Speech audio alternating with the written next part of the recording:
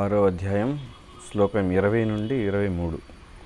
యత్రో పరమతే చిత్తం నిరుద్ధం యోగ సేవయా యత్ర చైవాత్మనాత్మానం పశ్యన్నాత్మని తుష్యతి సుఖమాత్యంతికం యత్తత్ బుద్ధిగ్రాహ్యమతీంద్రియం వేత్తి యత్ర న చైవాయం స్థితశ్చలతి తత్వతః యం లబ్ధ్వా చాపరం లాభం మన్యతే నాధికం తతః యస్మిన్ స్థితో న దుఃఖేన గురుణాపి విచాల్యతే తం విద్యా దుఃఖ సంయోగ వియోగం యోగ సంహితం. సమాధి అనబడు పూర్ణత్వ స్థితిలో మనుజుని మనస్సు సమస్త మానసిక కలాపముల నుండి యోగాభ్యాసము చేత నిరోధించబడును. శుద్ధమైన మనస్సుతో ఆత్మను వీక్షింపగలుగుట మరియు ఆత్మయందే ఆనందమును సుఖమును అనుభవింపగలుగుట అను విషయమున మనుజుని సమర్థతను బట్టి అట్టి పూర్ణత్వ స్థితిని నిర్ధారింపవచ్చును. అట్టి ఆనందమయ స్థితిలో పవిత్రమైన ఇంద్రియముల ద్వారా అనుభవమునకు వచ్చు అపరిమిత దివ్యానందములో మనుజుడు స్థితిని పొందియుండును. ఆ విధముగా స్థితుడైన అతడు సత్యము నుండి వైదొలగక దానికి మించిన వేరొక అధిక లాభము లేదని భావించును.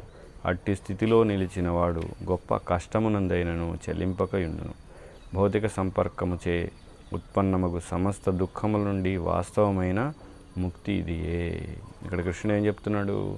ఈ సమాధి స్థితి అనబడేది ఏదైతే ఉందో ఇందులో పూర్తిగా ఇంద్రియ నిగ్రహం చేసి అందులో ఆనందాన్ని పొందుతూ గొప్ప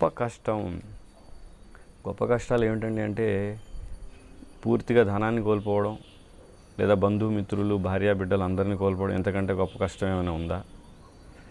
తన యొక్క పదవిని కోల్పోవడం, ఇవన్నీ చాలామందికి ఏంటంటే అహంకారంతో ఉన్నవాడికి ఏంటంటే పదవిని కోల్పోవడం, మిథ్యాహంకారంతో ఉన్నవాడు అంటే రాజకీయ నాయకుడు వీళ్ళందరూ ఏంటంటే పదవిని కోల్పోతే వాడు చనిపోయినట్లుగా అనుకుంటాడు అనమాట. ఇంకా అంటే పూర్తిగా అతను అహంకారంలో నిమగ్నమయ్యాడు. అంటే అహంకారమే తనుగా భావిస్తూ ఉన్నవాడిని వాళ్ళే రాజకీయ నాయకులు లేదా పెద్ద పెద్ద పదవుల్లో ఉన్న వాళ్ళకి ఏంటంటే అహంకారాన్ని తృప్తిపరుస్తూ ఉంటారు. అందరూ వాళ్ళకి సలాం చేస్తూ జై జై కొడుతూ ఉంటే వాళ్ళు ఏం చేస్తూ ఉంటారంటే వాళ్ళు దాన్ని ఆనందిస్తూ ఉంటారు. ఈ విధంగా ఎటువంటి కష్టం అక్కడ నుండి చివరికి తన దేహానికి ఏమైనా జరిగినా కూడా ఈ సమాధి స్థితిలో ఉన్నవాడు దేహాన్ని కూడా తనుగా ఎప్పుడు భావించాడు. దేహం కూడా దేహంలో నేను ఉన్నాను అనుకుంటాడు. కాబట్టి ఇతనికి ఏ కష్టం ఎటువంటిది వచ్చినా కూడా సమాధి స్థితిలో ఉన్నవాడు అసలు చలించడు. యోగాభ్యాసము ద్వారా మనుషుడు క్రమంగా భౌతిక భావం నుండి ముక్తుడగును. ఈ భౌతిక భావనలు ఏంటి? నేను ఈ దేహాన్ని, నాది ఈ సంపద, నాది, నేను ఈ దేశం. అంటే ఎవరైతే సమాధి స్థితిలో ఉండేవాళ్ళు నా దేశం నాది అనే భావన కూడా ఉంది. నా దేశం, నా సంపద, నా ఊరు, నా కులం, నా జాతి, ఇవి కూడా భౌతికమైనవే. ఇదియే యోగ సిద్ధాంతపు ప్రధాన లక్షణం. యోగం యొక్క ప్రధాన లక్షణం ఏంటి? ఈ యొక్క దేహానికి పరమైన ఆత్మస్థితిలో ఉండడం, ఆత్మకి సంబంధించిన భగవంతుడి యొక్క సేవలో ఉండడం. అదే యోగా యొక్క లక్షణం, ప్రధాన లక్ష్యం అసలు అది. తదుపరి మనుజుడు సమాధి యందు మగ్నుడగును. ఎప్పుడైతే సాధన చేస్తూ చేస్తూ చివరికి సమాధి స్థితిలోకి వెళ్తాడు. మరి భక్తుడు ఎలా సమాధి స్థితిలోకి వెళ్తాడంటే నిరంతరం కృష్ణుడి యొక్క లీలల్ని స్మరిస్తూ కృష్ణుడి గురించి ఆలోచిస్తూ కృష్ణుడి గురించి అందరికీ చెబుతూ ఉంటాడు. అనగా ఆత్మ పరమాత్మతో సమానమైన ఎట్టి అపోహలు లేకుండా పవిత్రమైన మనోబుద్ధులతో హృదయస్థ పరమాత్మను యోగి గుర్తించగలుగు స్థితియే సమాధి. సమాధి స్థితి ఏంటి? మనం చూడొచ్చు ధ్యానయోగం. ఈ ధ్యానయోగంలో చివరికి ఏం చేస్తాడు? అతను పరమాత్మను చూస్తాడు. ఎవరు పరమాత్మ? కృష్ణుడే పరమాత్మ రూపంలో ప్రతి ఒక్కళ్ళ హృదయంలో ఉన్నాడు, విష్ణువే అని చెప్తూ ఉంది. ఉపనిషత్తులు, పురాణాలన్నీ చెప్తూ ఉన్నాయి. వాస్తవానికి యోగ పద్ధతి దాదాపు పతంజలి యోగ నియమములపైనే ఆధారపడి ఉన్నది. యోగ పద్ధతి అంతా పతంజలి యోగ నియమాలు. అందులో ఏమున్నాయి? కొందరు అప్రమాణిక వ్యాఖ్యాతలు ఆత్మను పరమాత్మగా గుర్తించగా అద్వైతులు అట్టి దానినే మోక్షమని భావించరు. అప్రమాణికమైన వ్యాఖ్యాతలు ఏం చేస్తుంటారు? ఆత్మ పరమాత్మ రెండు ఒకటే, రెండు వేరువేరు కాదు, వేరువేరుగా నువ్వు చూస్తున్నావు, ఇదే భ్రమ అని చెప్తూ ఉంటారు ఈ అప్రమాణికమైన వాళ్ళందరూ కూడా. కానీ వారందరూ పతంజలి యోగ పద్ధతి యొక్క ప్రయోజనము అవగతము కానట్టు. నిజంగా పతంజలి యోగ విధానంలో అలా ఎప్పుడు చెప్పలేదు. పతంజలి యోగ పద్ధతి అందు దివ్యానందమను విషయము అంగీకరింపబడినను అద్వైతులు ఆ విషయము అద్వైత సిద్ధాంతమందలి ఏకత్వమునకు భంగకరమని భయపడి అట్టి దివ్యానందమును అంగీకరించరు. అసలు దివ్యానందమైంది ఒకటి ఉంది, అది ఎలా వస్తుంది, ఆత్మకు వస్తుంది అంటే దాన్ని వాళ్ళు అంగీకరించరు. అద్వైతులు ఎవరు, ఈ మాయావాదులు ఎవరైతే ఉన్నారో శంకరాచార్య భాష్యం అంగీకరించే వాళ్ళు ఈ విధంగా మరి శంకరాచార్య అలా ఎందుకు చేశారు? విష్ణు పురాణం మనకి పద్మపురాణం ఇతర పురాణాలు విష్ణువే స్వయంగా ఆ విధంగా చెబుతాడు. ఎందుకు అలా చెబుతాడు? మరి శంకరాచార్య ఎందుకు ఆ విధమైన తత్వాన్ని ఇచ్చారు అంటే, కొంతమంది జనులు భగవంతుడిని అంగీకరించకుండా కేవలం ఆత్మనే, అంటే ఆత్మే భగవంతుడు, నేనే భగవంతుడు అనే అహంకారంతో ఉండాలనుకునే జీవులకి ఒక తత్వం కావాలి. ఆ తత్వం ఈ విధంగా శంకరాచార్య ద్వారా లభిస్తుంది అనమాట. అందుకోసం తప్ప అదేదో ప్రామాణికమైంది కాదు. అందుకనే శంకరాచార్య తర్వాత వచ్చిన ఇంకా ఆచార్యులు ఎవరు? మధ్వాచార్య, రామానుజాచార్య, నింబార్కాచార్య, చైతన్య మహాప్రభు అందరూ కూడా చెప్పింది ఏమిటి? విష్ణువే అన్నిటికీ కూడా మూలం. ఏదైతే శంకరాచార్య చెప్పిన అద్వైతం ఉందో అందులో బ్రహ్మజ్యోతి ఉందనేది వీళ్ళందరూ అంగీకరించారు.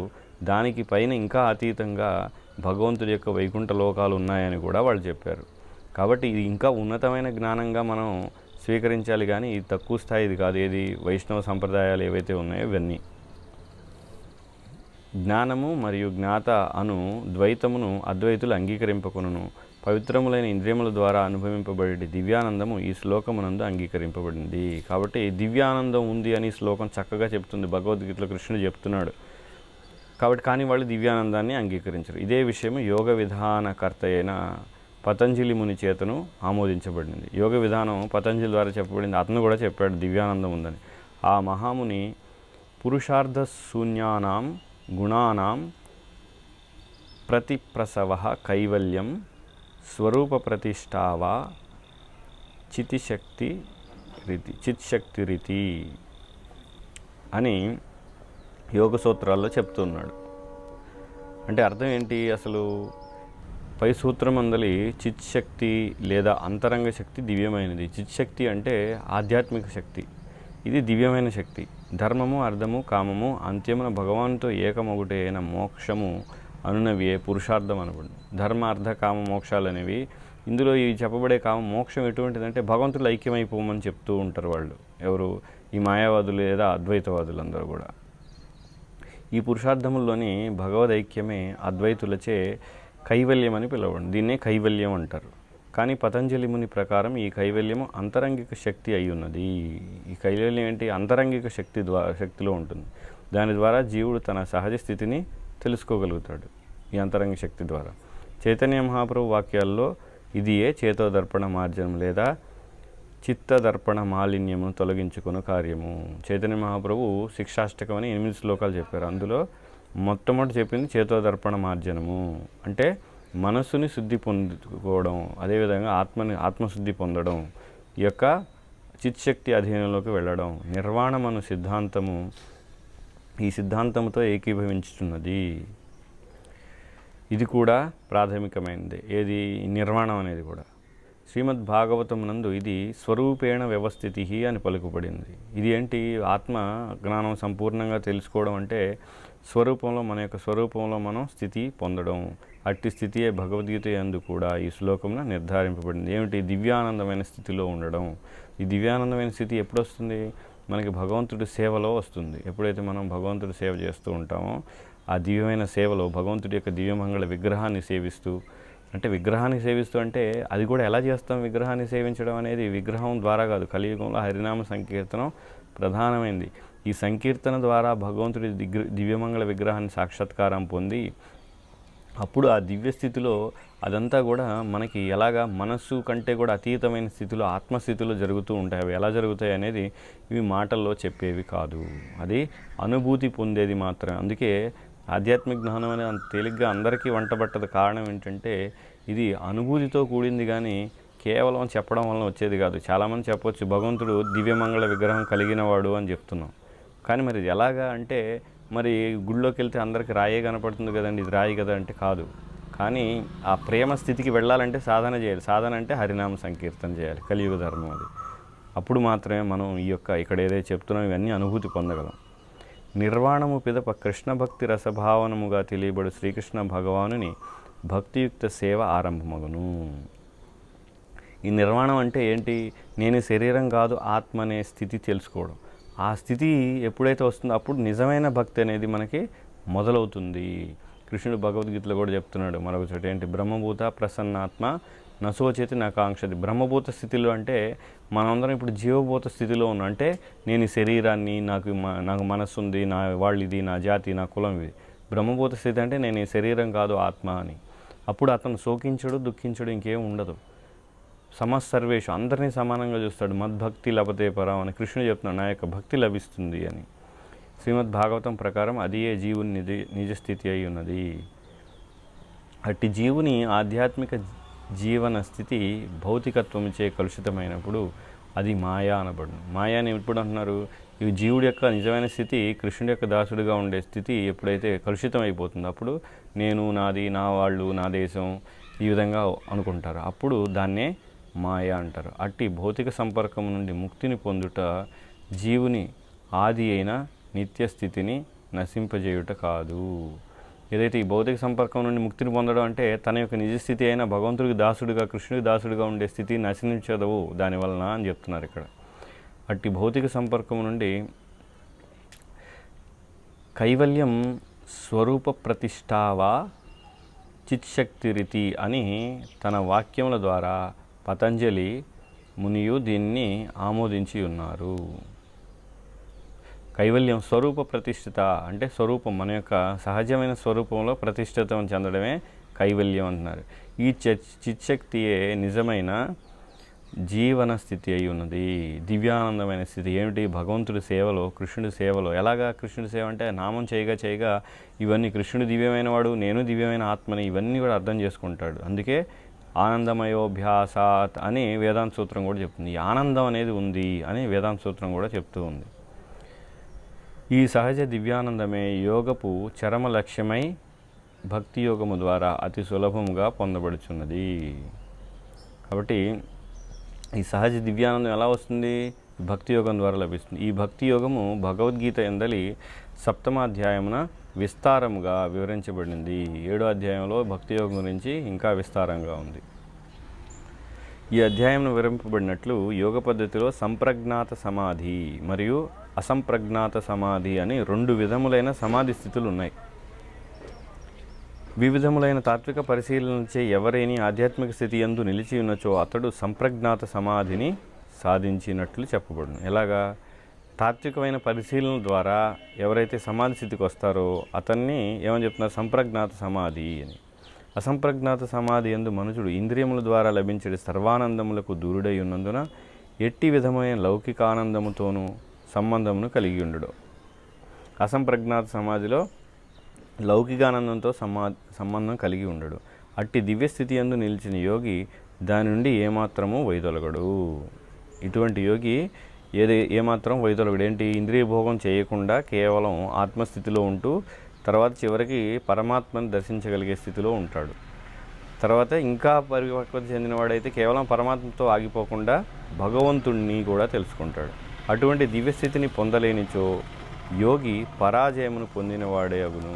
కాబట్టి ఈ యొక్క ఆత్మ సాక్షాత్కారం లేకపోతే అతను పరాజయం పొందినట్లే. నేటి కాలపు నామమాత్ర యోగ పద్ధతి సర్వవిధములైన ఇంద్రియ ప్రియ కార్యములను కూడి ఉండి నిజమైన పద్ధతికి విరుద్ధమైంది. కాబట్టి ఇప్పుడు చేసే ఏదైతే యోగ విధానం, ధ్యాన యోగం అనే విధానం పూర్తిగా ఇక్కడ ఇచ్చిన నిజానికి కృష్ణుడు చెప్పిన ధ్యానానికి విరుద్ధమైనది. మైథునందు పాల్గొని మత్తు పదార్థములను స్వీకరించి యోగి కపటియే కాగలడు. మైథునం చేస్తూ మత్తు పదార్థాలను సేవిస్తూ అప్పుడప్పుడు ధ్యానం చేస్తూ ఇదంతా కూడా కపటత్వము అంటున్నారు. యోగ విధానం నందు సిద్ధుల ఎడ ఆకర్షణము కలిగిన యోగులు సైతము యోగమునందు పూర్ణత్వమును పొందినవారు కారు. ఈ సిద్ధులు అంటే అష్టసిద్ధులు ఉంటాయి. అంటే తేలికగా అయిపోవడం, లేదంటే ఎక్కడికో తనకు కావాల్సింది పొందడం, ఇవన్నీ కూడా భౌతిక సంసారంలో ఉంటూనే తను ఏదో కొన్ని మిరాకిల్స్ అంటూ ఉంటారు వీటిని. అటువంటి అద్భుతమైన కార్యాలు ఇటువంటివి చేయడం అనేది కూడా పరిపక్వత కాదు. ఏదైతే ఇది యోగ సైతంలో పరిపూర్ణత్వం సాధించినట్లు కాదు అంటున్నారు. అంటే ఇది కూడా సాధ్యం యోగ విధానం ద్వారా. ఇప్పుడు కూడా హిమాలయాల్లో చాలామంది ఉంటారు, పూర్వ యుగాల నుంచి ఉన్నవాళ్ళు, ధ్యానం చేసేవాళ్ళు. వాళ్ళు ఇటువంటి సిద్ధుల్ని పొంది ఉండొచ్చు. అనగా యోగం యొక్క ఇతర లాభములు ఏడ ఆకర్షితులైనచో ఈ శ్లోకమును తెలుపబడినట్లు యోగులు పూర్ణత్వ స్థితిని ఎన్నడూ పొందగలరు. అంటే ఈ యోగంలో, ధ్యాన మార్గంలో ఈ సిద్ధులు కూడా వస్తూ ఉంటాయి. ఏంటి? తనకు కావాల్సింది ఏంటి, ఈ సిద్ధుల ద్వారా తనకు కావాల్సింది ఏదైనా తన చేతిని చాచి వేరే దేశంలో ఉన్న ఒక పండును ఏదైనా కానీ తీసుకోవచ్చు. ఈ విధమైన సిద్ధులు ఉంటాయి. కానీ ఇప్పుడు కలియుగంలో జనులకి అటువంటి ధ్యానం చేసే శక్తి సాధారణంగా లేదు. ఎక్కడైనా జరుగుతూ ఉంది అంటే వాళ్ళు పూర్వయుగాల నుండి ఉన్న మనుషులై ఉంటారు. ఎందుకంటే వాళ్ళు ఇక ప్రాణాయామం ద్వారా శ్వాసను నియంత్రించి తమ జీవితాన్ని కాలాన్ని పొడిగించుకుంటూ ఉంటారు. కనుక యోగమును వ్యాయామ ప్రదర్శనముగా చేయువారు అంటే కొంతమంది అంటే యోగ పద్ధతిని చూపించి నేను ఈ విధంగా ఆసనాలు వేయగలను, అలా చేయగలను, ఇలా చేయగలను చూపించి అతని ఏదో గొప్ప ఋషి అయిపోయినట్లుగా అనుకుంటారు. ఇలాగ చేయడం కూడా ఏమాత్రం అందులో లక్ష్యం కానే కాదు. అది సిద్ధుల నిమిత్తమై వినియోగించేవారు తమ యోగ లక్ష్యము తత్కార్యమున నశించునని తెలుసుకోవాలి. వీటన్నిటి చేయడం ద్వారా వాళ్ళ యొక్క అసలైన లక్ష్యం ఆత్మ సాక్షాత్కారం అనేది నశించిపోతుంది. ఈ యుగమునందు చక్కగా ఎటువంటి కలత లేకుండా నిర్వహింపదగిన యోగము కృష్ణ భక్తి రసభావనము. కృష్ణ భక్తి రసభావితుడు తన కార్యముల్లో సంపూర్ణానందమును పొందినవాడై ఇతర ఆనందమునకై అరులు చాచడు. ఈ కపట యుగమున హఠయోగము, ధ్యానయోగము, జ్ఞానయోగము మొదలగు వాటిని అభ్యాసం చేయుటయందు అనేక అవరోధాలు కలగవచ్చునేమో కానీ భక్తి యోగమును అభ్యసించుటయందు ఎట్టి కష్టం అవరోధం ఉండదు. ఈ మిగతా వాటిల్లో అనేకమైన అవరోధాలు ఉంటాయి. అవి చేయడం సాధ్యం కాదు, అంత తేలికైన విషయం కాదు, అంటే పూర్తిగా అసంభవం కాదు. కానీ ఇది చేయడం అనేది అంత తేలికైన విషయం కాదు. ఎవరో ఎక్కడో ఉండొచ్చు, దాదాపుగా ఉండరు ఇది కూడా. ఎందుకంటే కాలం అటువంటిది. కాబట్టి ఈ కాలానికి సరిపోయేదే మనకి బ్రహ్మ చెప్పాడు. ముందల శ్లోకాలు చెప్పుకున్నాం. ఏంటది? హరే కృష్ణ కృష్ణ కృష్ణ హరే హరే, హరే రామ రామ రామ హరే హరే. ఇది షోడశకాం నాం కలికల్మషనాశనం నతః పరతరోపాయో సర్వవేదేషు దృశ్యతే. వేదాలన్నింటిలో కూడా కలికల్మషం నుండి బయటపడడానికి జీవులకి ఏంటి? హరే కృష్ణ మహామంత్రం ఒకటే. దేహం ఉన్నంత వరకు దేహావసరములైన ఆహారం, నిద్ర, భయం, మైథునం మనుషుడు నెరవేర్చాల్సి ఉంటుంది. అవి అవసరం. కానీ శుద్ధ భక్తి యోగమునందున్న వ్యక్తి అట్టి దేహావసరాన్ని తీర్చుకున్నప్పుడు ఇంద్రియములను అనవసరంగా ప్రేరేపించడు. అనవసరంగా వాటి గురించి ఆలోచించడం, వాటి గురించి చర్చించడం, వాటి గురించి చూడడం. ఈ రోజు చూసినట్లయితే బయట అర్ధనగ్నంగా ఉన్న స్త్రీలను చూపించడం, దాని ద్వారా మైథునం పట్ల అంటే ఈ సెక్స్ అంటారు కదా, దీని పట్ల ప్రేరణ కలిగించడం, ఈ మైథునం పట్ల. అదేవిధంగా రకరకాల రుచికరమైన పదార్థాలు చూపించడం, ఇవి కొనండి అవి కొనండి, ఇవన్నీ కూడా చేయడం. ఇక తినడం, నిద్రపోండి, దీని మంచి పరుపులు ఉన్నాయి, ఇవి చేయండి అంటే వీటి గురించే ప్రకటనలు, వీటి గురించే చెప్పడం. నిజానికి వీటి గురించి కాదు ప్రకటనలు చేయవలసింది. నిజమైన ప్రభుత్వం ఏం చేయాలంటే ప్రకటనలో నువ్వు ఈ శరీరం కాదు, ఆత్మవి. ఆత్మ ఏ విధంగా, హఠయోగం ఇవన్నీ ఏంటి, భక్తి యోగం ఏంటి, ఇది ఎలా చేయగల. అసలు నిజమైన ప్రభుత్వం అంటే నిజమైన రాజు, శాస్త్రంలో చెప్పబడినటువంటి పాలకులు అంటే మనుషుల్ని ఆధ్యాత్మికంగా పురోగమించే విధంగా ధర్మాన్ని ప్రోత్సహిస్తూ ఉండేవాళ్లే నిజమైన పాలకులు. కాబట్టి వీళ్ళందరూ కూడా మోసగాళ్ళు, గూండాలు, వీళ్ళందరూ కూడా కలియుగంలో ఉన్న వాళ్ళందరూ. ఎందుకని? కేవలం వాళ్ళ యొక్క బ్యాంకు బ్యాలెన్సు, వాళ్ళ ఇంట్లో వాళ్ళ లబ్ధి కోసం, వాళ్ళ ధనం కోసం, వాళ్ళు సుఖంగా ఉండడం కోసమే ఆలోచిస్తూ ఉన్నారు. పైగా అతడు కేవలము దేహపోషణ నిమిత్తమే కావలసినవి గ్రహించి కృష్ణభక్తి భావన యందు దివ్య సౌఖ్యాన్ని అనుభవిస్తూ ఉంటాడు. ఇతను కూడా ఏం చేస్తాడు? కృష్ణభక్తి పరాయణుడు ఎప్పుడు కూడా దేహానికి కావాల్సినవి ఏంటి? కనీసం కూడు, గూడు, గుడ్డ అని చాలా సరళంగా చెప్పారు. ఏంటి? కూడు అంటే ఆహారం, గూడు అంటే ఇళ్ళు, గుడ్డ అంటే వస్త్రాలు మన వంటికి వేసుకోవాల్సినవి. ఈ మూడు కనీస అవసరాలు. అంతేగాని ఇంతకు మించి ఏవైతే ఉన్నాయో ఫ్రిడ్జ్లు, తర్వాత సెల్ ఫోన్లు, తర్వాత కార్లు, ఇవన్నీ కూడా విలాస వస్తువులు అని చెప్పుకోవచ్చు. అపాయము, రోగము, అభావము, ప్రియ బంధువుల మృతి వంటి యాదృచ్ఛిక సంఘటనల ఎడ అతడు నిర్లిప్తుడై, అపాయం జరిగిన, రోగం వచ్చిన, అభావం కలిగిన వీటి పట్ల వీటిని ఉదాసీనంగా వాటిని పెద్దగా పట్టించుకోడు. తన కృష్ణ పర కర్మల ఎడ మాత్రము సదా జాగరూకుడై ఉండు. కాబట్టి కృష్ణుని సేవని మాత్రం ఎప్పుడు ఆపడు. ఇవన్నీ ఉన్నాయని. అపాయములు ఎన్నడూ అతని స్వీయ కార్య విముఖుని చేయజాలవు. ఇటువంటి అపాయాలు కానీ ఇవన్నీ కూడా తన కార్యాన్ని ఆపవు.